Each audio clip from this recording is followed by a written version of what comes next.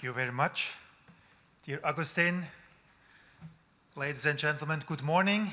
It's a pleasure to see so many friends again here. I'm also very pleased to welcome you all to this conference. Technological progress is crucial for increasing prosperity. The Swiss National Bank is fully aware of the positive potential of innovation. Finance has always adapted to the needs of the economy and society. Decentralized finance, Defy, is the latest strand of innovation that promises to make the provision of financial services more efficient, transparent, and accessible. Central banks also pursue these goals. At the same time, it is important to study and understand the risks associated with DeFi carefully. Some of the risks associated with DeFi are also inherent in the traditional financial sector, such as money laundering and cyber threats. Others are specific to DeFi, such as a lack of accountability in decentralized governance. If DeFi is to become a relevant part of the financial landscape, then both public authorities and the DeFi sector will have to find viable and sustainable methods to mitigate such risks. Developing a nuanced understanding of both the opportunities and the risk involved in DeFi is therefore essential. Only such a deep understanding will enable us to harness the opportunities provided by DeFi in a safe way.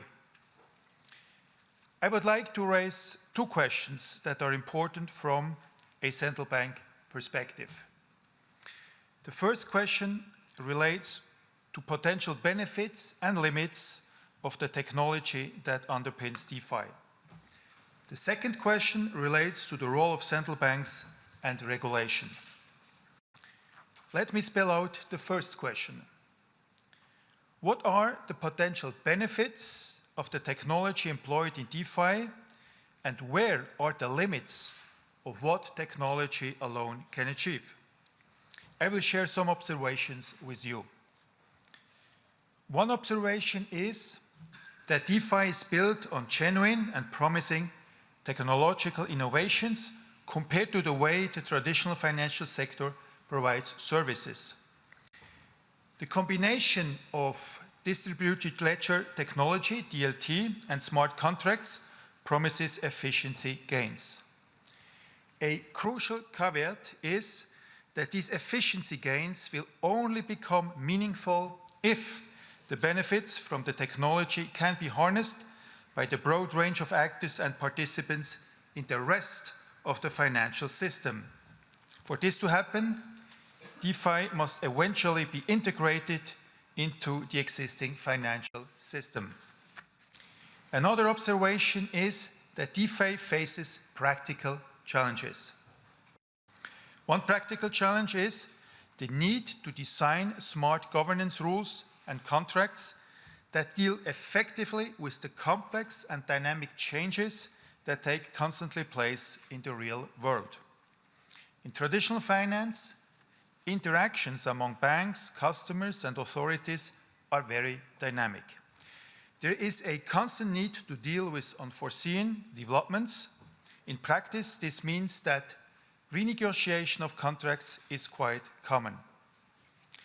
Public authorities play an important role too.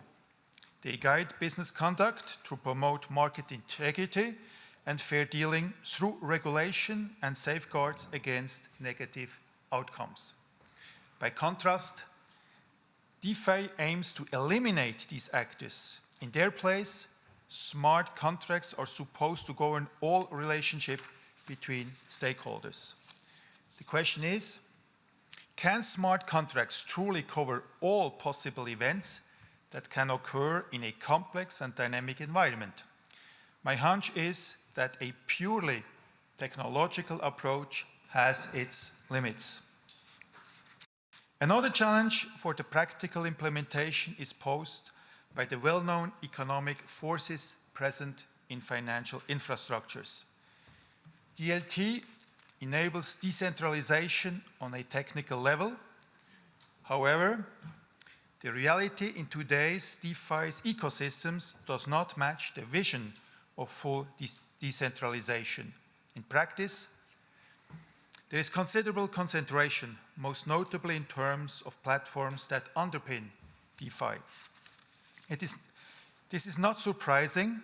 Traditional financial market arrangements have long experienced strong centralizing forces in the form of economics of scale and scope. This is particularly the case at the infrastructure level.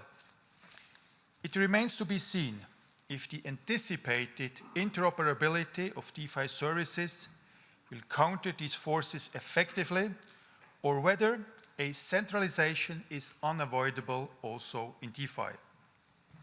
Now let me turn to the second question that is on the minds of public authorities. What is the role of central banks and the regulators in the context of DeFi? The question itself is, in principle, at odds with the paradigm of DeFi. But because there is significant overlap between DeFi and traditional finance, the question is worth asking. There are two main overlaps. First, in terms of the provision of money as an asset for settling financial transactions, and second, in terms of the nature of financial services that are provided. I will start with the provision of money as an asset that connects DeFi and traditional finance. Having a medium of exchange that is acceptable to all counterparties to settle the payment leg of transaction is fundamental to the functioning of any financial market. But because prices of many cryptocurrencies are very volatile, they are not really suitable as a medium of exchange. Money is therefore brought into DeFi from the traditional financial sector in form of stablecoins. Stablecoins attempt to transfer the stability of real currencies using the same unit of account. But stablecoins, without the appropriate regulation, are an imperfect substitute for traditional monies. Central bank money and book money created by well-regulated commercial banks do perform their roles as sound money effectively, thereby ensuring security and trust. Stablecoins, on the other hand, lack effective safeguards to counteract potential risks, such as maturity and liquidity mismatches between reserve assets and liabilities. If confidence in the integrity of a stablecoin's backing is lost, a run could materialize quickly. Such a disruption would not only be bad for DeFi exchanged assets, it could spill over to traditional financial markets as well and negatively affect the overall stability of financial systems. Another overlap between DeFi and traditional finance are the services provided by DeFi. The services are largely similar in nature to traditional instruments, such as lending and borrowing. In traditional markets, solid regulatory frameworks are in place for these services. These regulations exist for a good reason.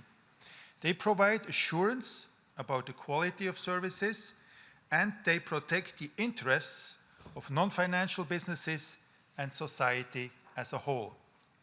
In order to become economically relevant, DeFi will need to become part of the regulatory perimeter. Eventually, it will become clear which benefits of DeFi represent genuine progress and which advantages stem purely from regulatory arbitrage. The challenge for public authorities is to find ways to regulate the sector without stifling innovation. The two questions I have sketched out, one regarding technology and its limits, the other regarding the role of authorities in this sector, highlight the challenges we face. We do not yet have definitive solutions for overcoming these challenges. It is essential that novel types of financial systems operate with the same level of safety, efficiency, and trust as established financial systems. This is a basic requirement regardless of the underlying technology and structural organization of a market. We firmly believe that dialogue and cooperation between DeFi and traditional finance offer the best way forward. Such cooperation can contribute to an efficient, transparent, and accessible financial system that is also secure and stable. I hope that today's conference will give us an opportunity to take a step in this direction. With this, I conclude my remarks, and I look forward to a stimulating discussion. Thank you very much.